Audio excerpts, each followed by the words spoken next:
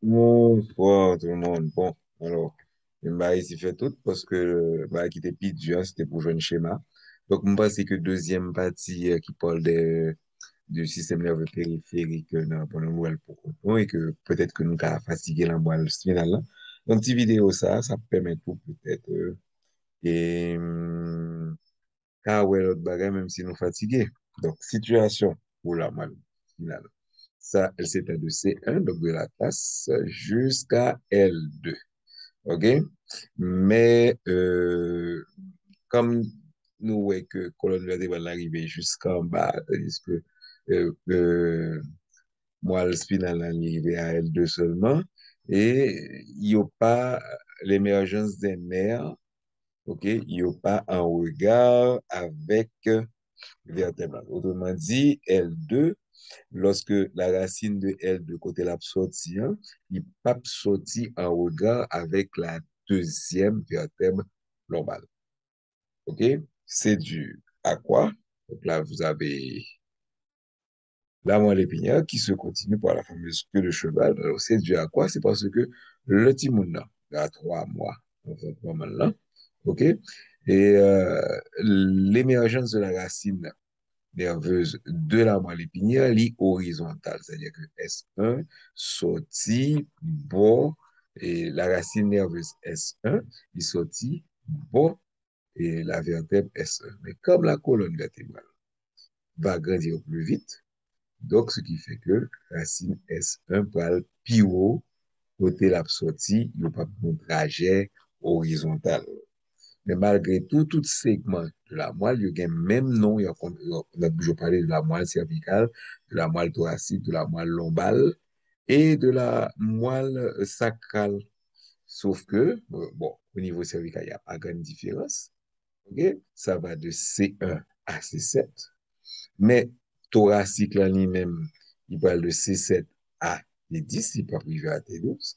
Lombal, là, son petit truc de bagaille qui parle de T10 à T12, et pour finir avec la moelle sacrale qui, justement, va finir à L2. Et après ça, vous avez que des nerfs qui font ce qu'on appelle la fameuse, elle écrit là, la fameuse, euh, la fameuse queue de cheval. Et la fin s'appelle le cône médulaire. OK? Bon, ce cône médulaire-là, donc au niveau de la morphologie, la moelle n'est pas qui est même aspect, même épaisseur. On va avoir un renflement cervical et un renflement lombal. Par ailleurs, la moelle, c'est un cordon aplati qui a 1 cm de diamètre et 42 cm de longueur. Bon, ça dépend tout de longueur. OK? Donc, j'en ai dit, nous avons les deux renflements, renflement cervical qui va de C5 à T1 et renflement lombal de T10 à L2 à peu près. OK? Et ensuite, en dessous du renflement lombal, on va avoir une zone qu'on appelle l'épicône qui correspond à l'innervation du bassin qui n'est pas représenté sur le schéma là. OK, des membres inférieurs du petit bassin. Après ça, ou bien, pour vous montrer, et de S3 au coccyx, ou pral gain, justement, et innervation du périnée, tout et tout. OK? Et, je veux dire, après ça, ou gain, justement, les nerfs qui vont former la queue de cheval. Division de la moelle, OK, les diviser par un cordon par quatre principaux sillons. Moi, j'utilise, OK? Donc, ou bien, on a le sillon antérieur, média antérieur, ou fissure médiane latéral qui est profond. OK? Ensuite, on a sillon postérieur, média postérieur, donc la mi-temps et le postérieur. Et puis, on a latéralement, on a les sillons, OK, collatéraux qui antérieurs et postérieurs. Et sillons ça sont dus justement au radicelle des nerfs spinaux. OK? Donc, radicelle, ça qui peut former le nerf spinal en attendant qu'elle sortit par le foramen intervertébral pour aller énerver les segments du corps. Et donc, ces sillons-là se forment à partir des radicelles. Nous avons là. Et de quoi les nerfs sont faits, les racines des nerfs spinaux. On a premièrement, vous avez, mettons, muscle là, donc ça veut dire que c'est une fibre motrice qui peut aller antérieure et ou bien fibre sensitive qui peut aller de la corne postérieure. Mais fibre sensitive, le corps cellulaire se trouve dans un ganglion qui est à côté, ça peut être le paravertébral, ok, à côté de la moelle épinière. Donc, pour les racines motrices, les tous les motoneurones, ok? Et pour les nerfs sensitifs, ce sont ils sont formés de neurones en T, on peut appeler unipolaires ou bien pseudo-unipolaires, ok? Donc, le corps cellulaire, et on avait vu ça dans les nerfs rachidiens, le corps cellulaire du motoneurone se trouve dans la substance grise de la moelle, tandis que le corps cellulaire du neurone sensitif se trouve dans les ganglions paravertébraux que l'on trouve de part et d'autre de la colonne vertébrale. Division interne maintenant. OK, on avait vu ça lorsqu'on avait vu que l'aspect macroscopique de la moelle.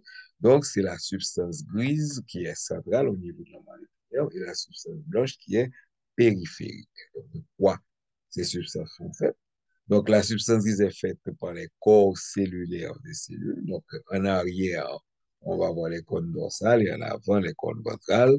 Les cônes dorsales, c'est surtout pour la partie sensitive, tandis que antérieure, c'est pour la partie motrice. Et à partir de l'étage de la moelle thoracique, on va retrouver une zone intermédiaire, ok, qui est la cône latérale pour la partie végétative, on se rappelle, donc c'est le système nerveux autonome avec formé d'études le sympathique et le parasympathique. Donc, on retrouve la zone viscérale, OK, au milieu entre les deux cornes antérieures et postérieures, et ça donne la corne latérale.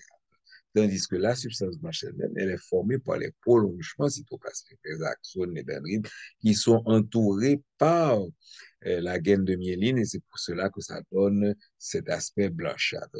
Donc, on a les cordons antérieurs qui vont véhiculer justement les voies descendantes motrices. Et ensuite, en arrière, vous avez les cordons postérieurs pour les voies sensitives. Et puis, au milieu, vous avez les cordons latéraux pour la partie qui est plus ou moins viscérale. La division régionale maintenant, le volume de la moelle n'est pas également réparti sur toute sa longueur. Donc, globalement, les faisceaux ascendants, on a au niveau de la corne postérieure, OK? Et ils augmentent de volume de bas en haut, alors que les faisceaux descendants s'épuisent de haut en bas. Donc, si vous regardez bien, vous verrez que il y a beaucoup plus de substances blanches en haut qu'en bas. Ouais, en bas, ouais, substance grise, antigen plus. Et en plus, les corps cellulaires vont être plus nombreux au niveau de la jonction pour les membres. Et c'est pour cela que vous voyez que la substance grise est beaucoup plus grosse dans la partie qui correspond aux deux renflements, le renflement cervical et le renflement lombal. Maintenant, division fonctionnelle, nous avons une division métamérique. Bon, je ne sais pas trop fait le schéma pour ça. Autrement dit, ça veut dire c'est que chaque petit partie dans la moelle là, c'est une petite section qui gagne un territoire. Donc, ça veut dire que une petite section qui pour un partie encore. Hein. Donc, si c'est au niveau de la peau, c'est là où on vient et tiradicelle là, qui parle innervé pour vous avez les territoires cutanés qui forment justement les dermatomes, tandis que vous avez même répartition ça au niveau des muscles et au gain myotome. Est-ce que le territoire des myotomes et dermatomes mis ensemble, ça donne le territoire radiculaire qui est le sclérotome. La vascularisation artérielle, nous avons un partie de la vascularisation artérielle, le système nerveux central. OK? Donc, le cou OK, au niveau cervical, c'est alimenté par les artères vertébrales, OK? Et au niveau thoracique et lombar, par les artères spinales segmentaires. OK? Donc, les artères spinales segmentaires sont des rameaux des artères collatérales de l'aorte. Le schéma qui montre là, on a l'aorte. Voilà, ok, ça. Et vous avez les artères segmentaires qui vont le séparer. Si vous regardez bien, ouais, ils vont le séparer en deux parties, une partie antérieure pour la racine motrice et une partie postérieure, ils vont donc accompagner les radicelles. Maintenant, sur les 31 artères spinales segmentaires, vous avez 8 seulement. Ouais, il ne pas montrer. Vous montrez 2 seulement. OK? Donc, vous avez 8 seulement qui peuvent pénétrer jusqu'à l'artère spinale antérieure qui vont ainsi former les artères médulaires segmentaires, OK? Ce qui fait que moi, là, pas fin trop bien irrigué, OK? Mais de toute façon, il y a une grande variabilité dans l'irrigation artérielle médulaire. Chaque on a à peu près l'irrigation qui est personnelle à lui. Tandis que maintenant, la moelle lombale, lui-même, librale, une structure particulière est alimentée par une dernière artère médulaire segmentaire unique issue d'une artère intercostale postérieure. Ils parleront non, parfois une artère lombale, ils parleront non bizarre. OK, c'est l'artère du ronflement lombal, l'île Adam qui est Wix. Bon, voilà. Et c'est qu'un orthographe là parce que pour la prononciation, c'est exécrable. OK? Donc, elle aborde la moelle de façon variable entre T10 et L2. La vascularisation veineuse est identique. Nous avons la veine spinale antérieure qui va drainer le quart antérieur de la moelle, tandis que la veine spinale postérieure, les trois quarts. Donc, micropathie lancante sortie dans la moelle là par l'intermédiaire de la veine spinale postérieure. Maintenant, les fonctions, la moelle est le passage des voies ascendantes et descendantes, et elle est le siège de l'arc réflexe. OK? L'influx sensitif gagne la moelle par les fibres afférentes de la racine postérieure. Donc, ici, c'est pas sensitif avec le petit corps cellulaire qu'on retrouve ici qui va être dans les ganglions, OK? Dans les ganglions paravertébraux.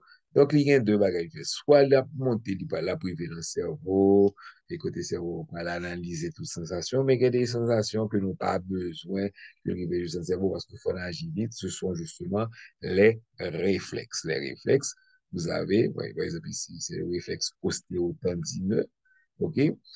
Vous avez automatiquement que vous tapez sur le tendon, ça ne va pas aller au cerveau et ça va aller directement au niveau du muscle et provoquer l'extension du genou. OK, OK, même bagaille, le piqué douette ou, OK, le réflexe fait que vous retirez. OK?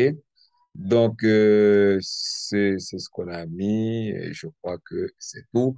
Mais espérez que si samedi là, n'a pas c'est pas embrouillé là, pas embrouillé nous. Je vous souhaite un bon examen d'anatomie nerveuse et on se verra, je l'espère tous, euh, là, en deuxième année. De toute façon, nous avons une dissection pour le faire d'abord. OK? Au revoir.